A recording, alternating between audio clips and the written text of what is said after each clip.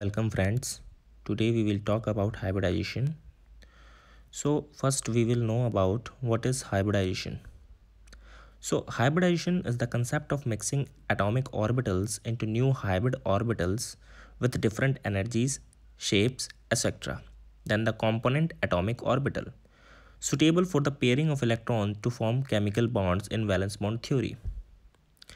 So mainly exam में question आता है कि इस कार्बन का हाइब्रिडाइजेशन क्या है।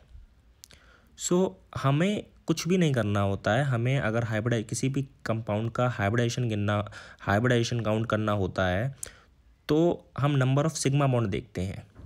अगर हमें ये पता है कि हमारे इस कंपाउंड में 4 सिग्मा बॉन्ड है, 3 सिग्मा बॉन्ड है, 2 सिग्मा बॉन्ड है, तो उस बेसिस पे हम ये कैलकुलेट कर सकते हैं कि इसमें कौन सा हाइब्रिडाइजेशन है। sp है, sp2 है, sp3 है, और भी होते हैं, लेकिन मेनली मैंने ये 3 को ही रखा है इस टेबल में क्योंकि मेनली यही 3 पूछे जाते हैं। अगर हम देखें sp3 हाइब्रिडाइजेशन में कितने नंबर ऑफ सिग्मा बॉन्ड्स होते हैं, तो इसमें 4 होते हैं।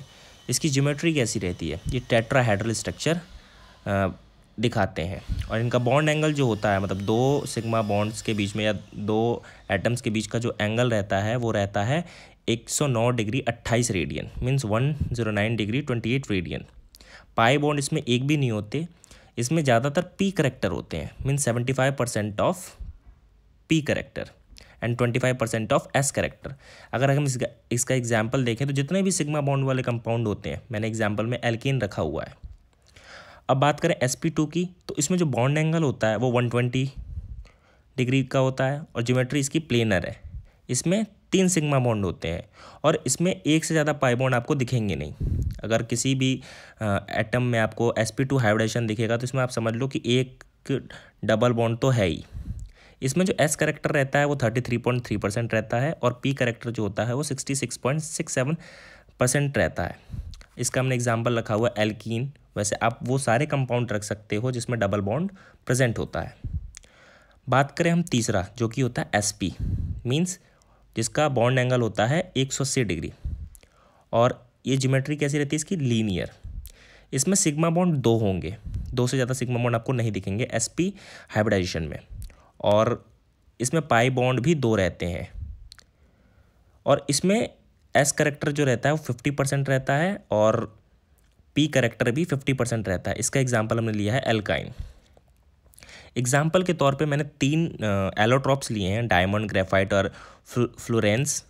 मेनली जो जीपेट में पूछे जाते हैं कि ग्रेफाइट का हाइब्रिडाइजेशन क्या होता है, डायमंड का क्या होता है, तो मैंने इन तीनों को शॉर्ट आउट करके लिख दिया यहाँ पर। डायमंड का sp3 होता है, ग्रेफाइट का sp2 होता है और फ्लोरेंस का sp3 होता है।